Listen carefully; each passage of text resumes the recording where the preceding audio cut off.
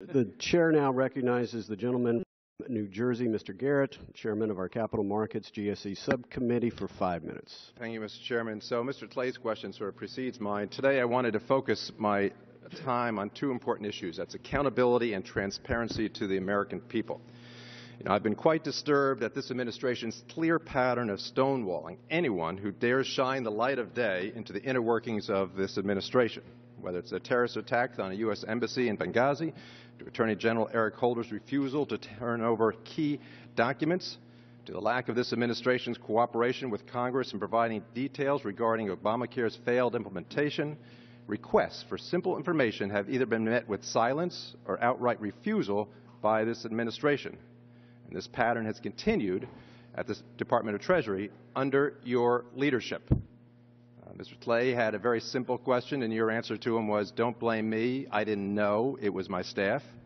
In my case, it was back on June 7th, 6 months ago. I sent a letter to you asking for details on three simple and straightforward questions regarding the IRS scandal. First, I asked, when was the first time that you became aware of the IRS targeting of taxpayer groups, including of targeting independent of knowledge of the IG's investigation? Curiously, the answer came not from you, but from some assistant secretary a month and a half later, basically refusing to answer the questions.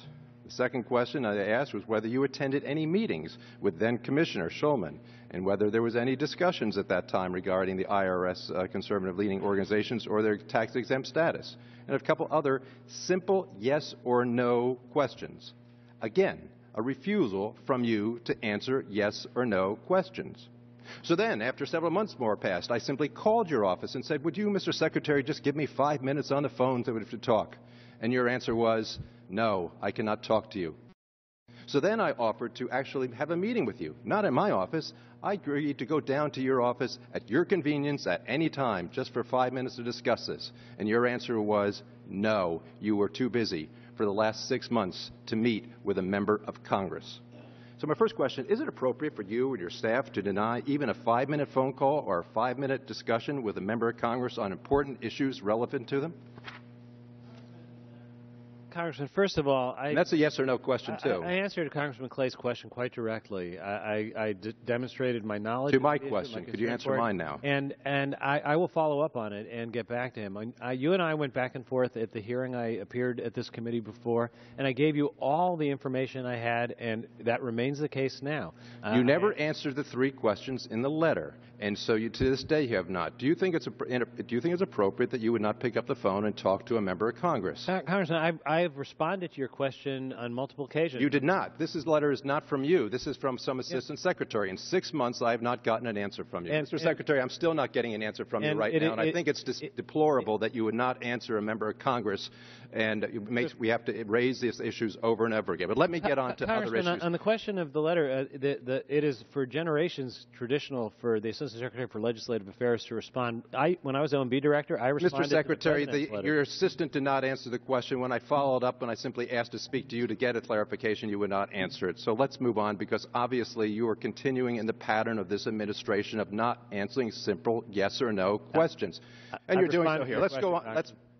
No, I know I'm wasting my time because you're wasting the American public's time when you will not simply answer, did you meet with someone? That's a simple yes or no question.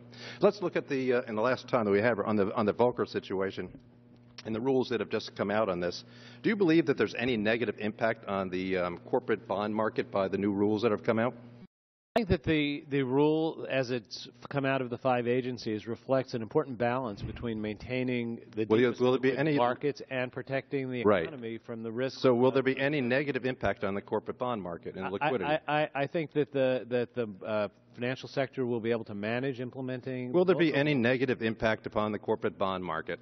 Look, I think that's a yes or no. Will there be a negative impact on liquidity? It's not a yes or no. It's one of the very complicated issue, and I'm happy to respond to you. But it's not a yes or no question.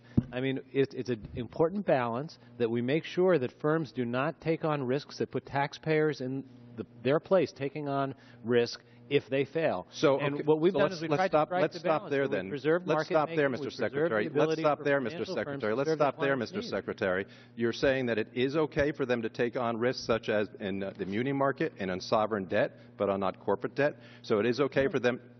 You created exemptions in it, not so that they could invest in Detroit, for example, which is a failed bankrupt city. They could invest in foreign Spanish banks, which are exceptions as well. So they can take on and gamble with those markets. I think if you look at the fullness That's a yes or no of the question, rule, Mr. Secretary. we've struck a balance to protect our markets, their depth, their liquidity, and also to protect taxpayers from being exposed to inappropriate risk. I think the agencies did an excellent job striking that balance to keep economic growth going and to protect the economy and the taxpayer. The time of the gentleman has expired. The chair now recognizes the gentleman from Missouri, Mr. Cleaver.